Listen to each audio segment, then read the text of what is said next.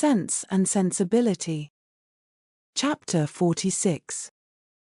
Marianne's illness, though weakening in its kind, had not been long enough to make her recovery slow, and with youth, natural strength, and her mother's presence in aid, it proceeded so smoothly as to enable her to remove, within 4 days after the arrival of the latter, into Mrs. Palmer's dressing-room. When there, at her own particular request, for she was impatient to pour forth her thanks to him for fetching her mother, Colonel Brandon was invited to visit her.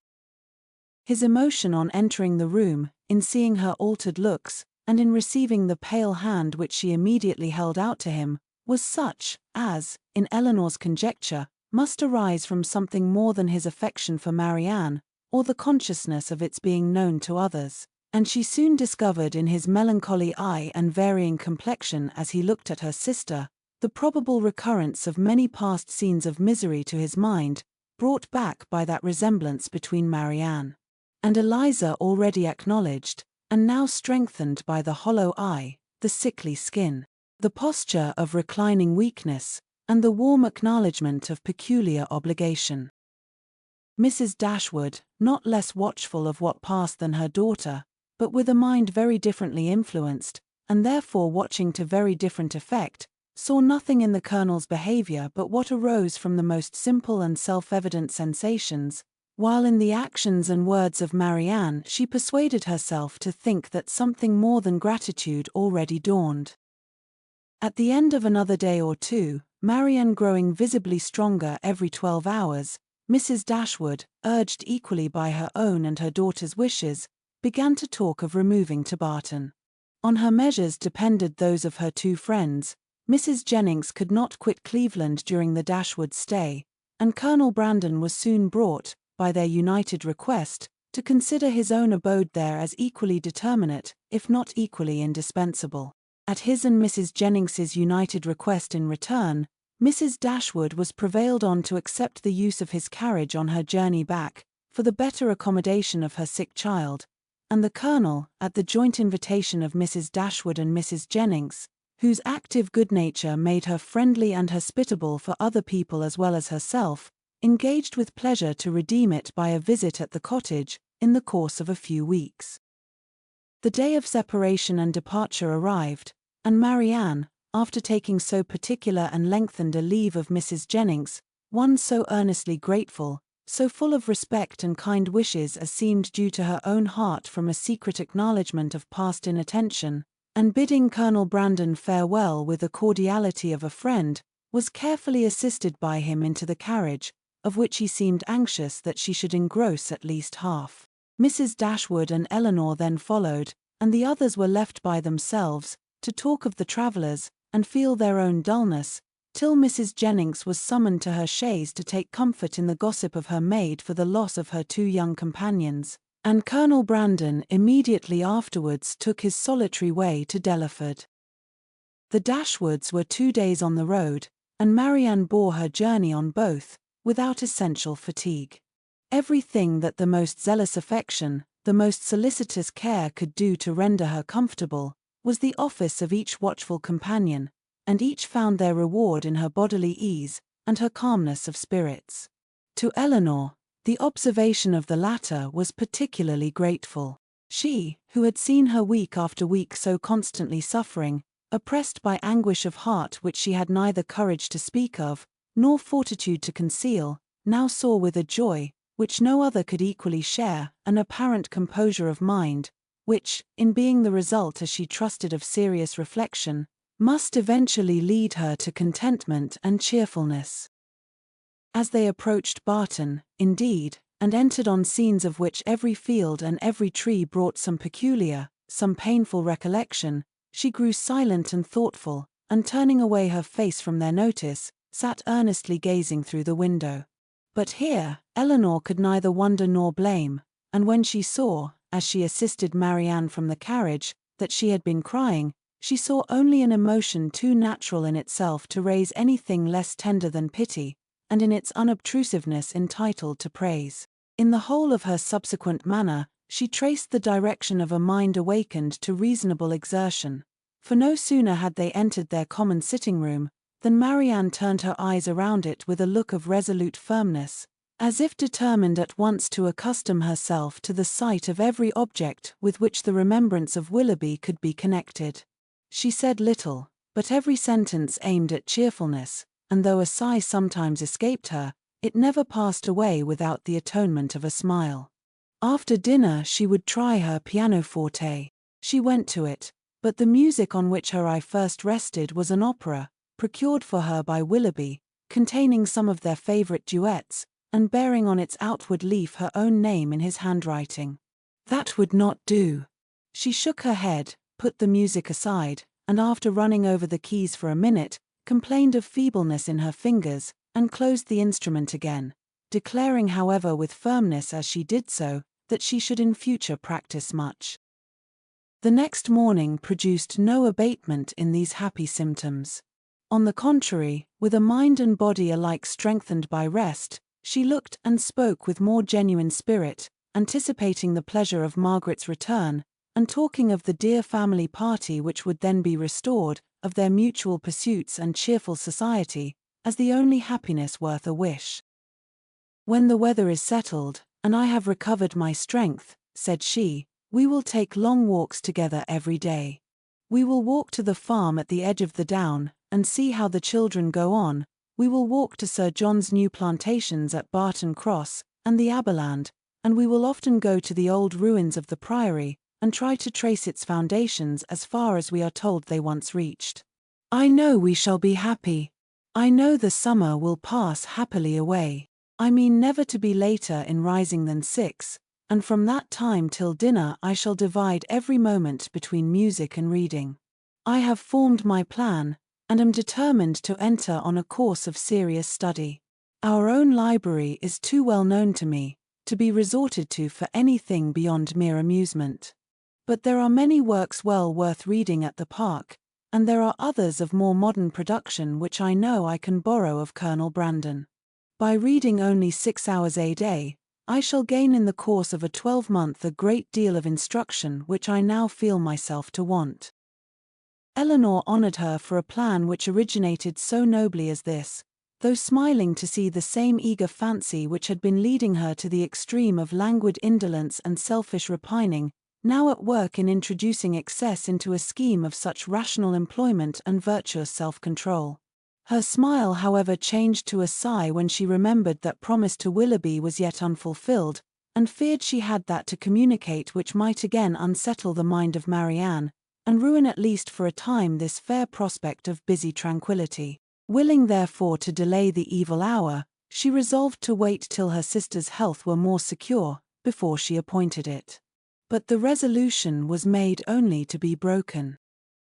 Marianne had been 2 or 3 days at home, before the weather was fine enough for an invalid like herself to venture out.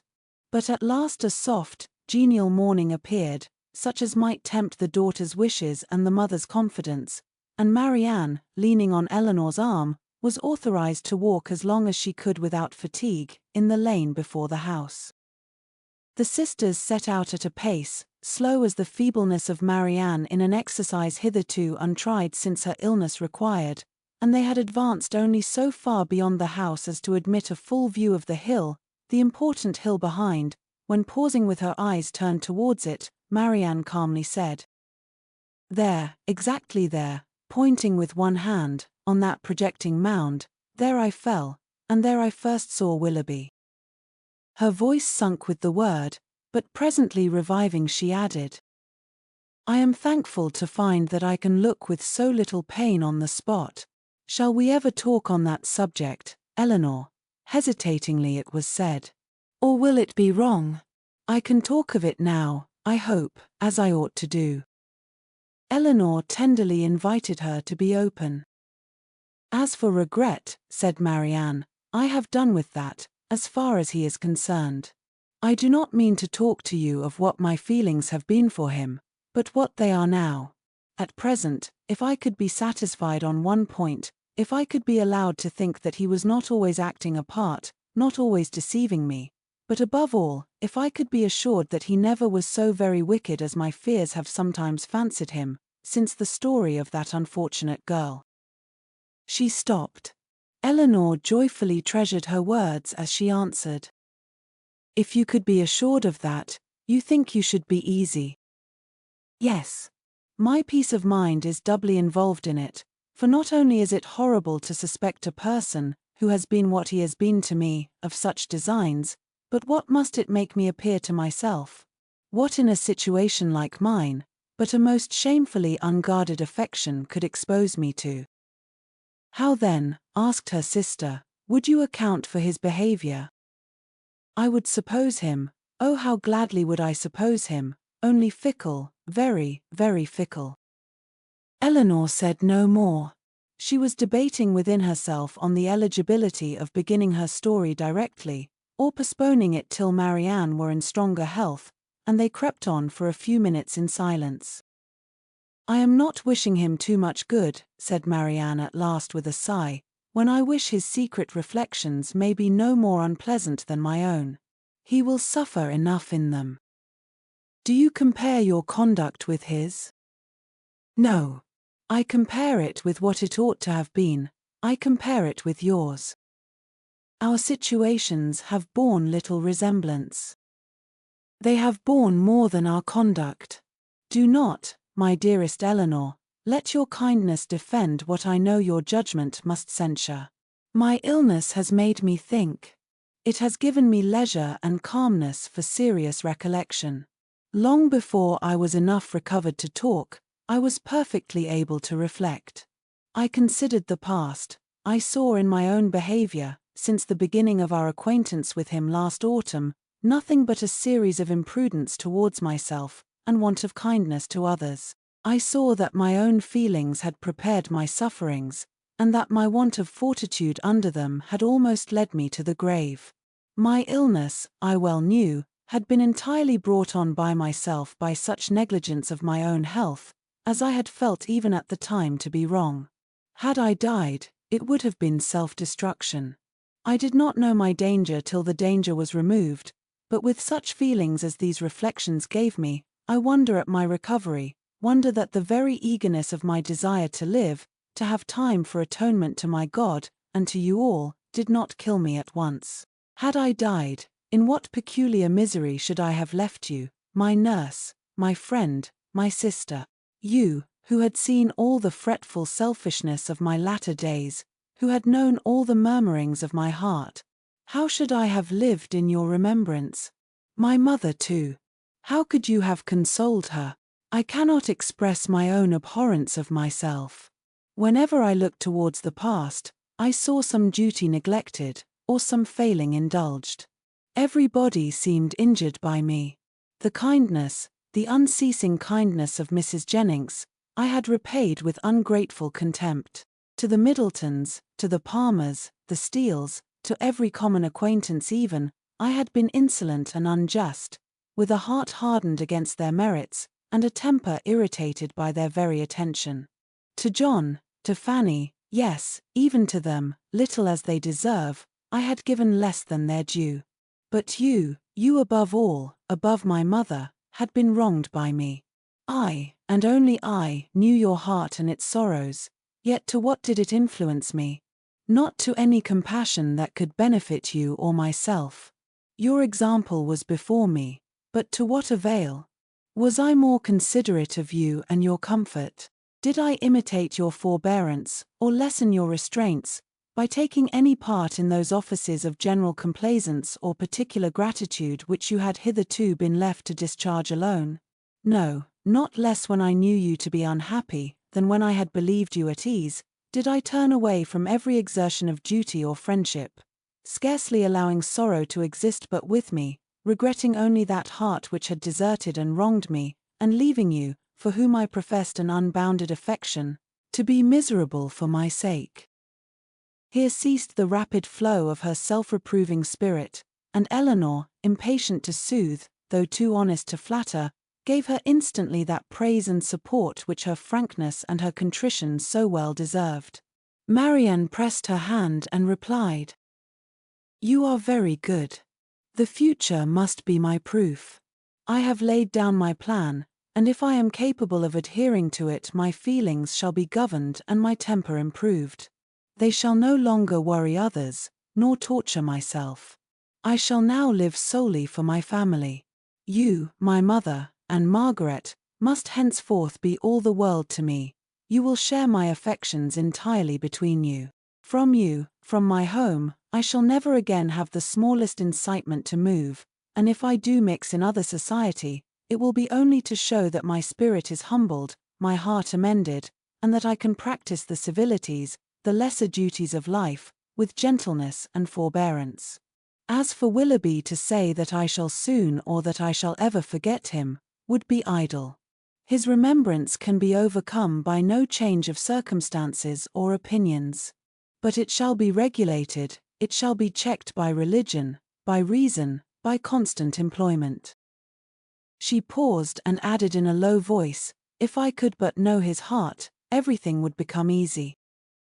Eleanor, who had now been for some time reflecting on the propriety or impropriety of speedily hazarding her narration, without feeling at all nearer decision than at first, heard this, and perceiving that as reflection did nothing, resolution must do all, soon found herself leading to the fact.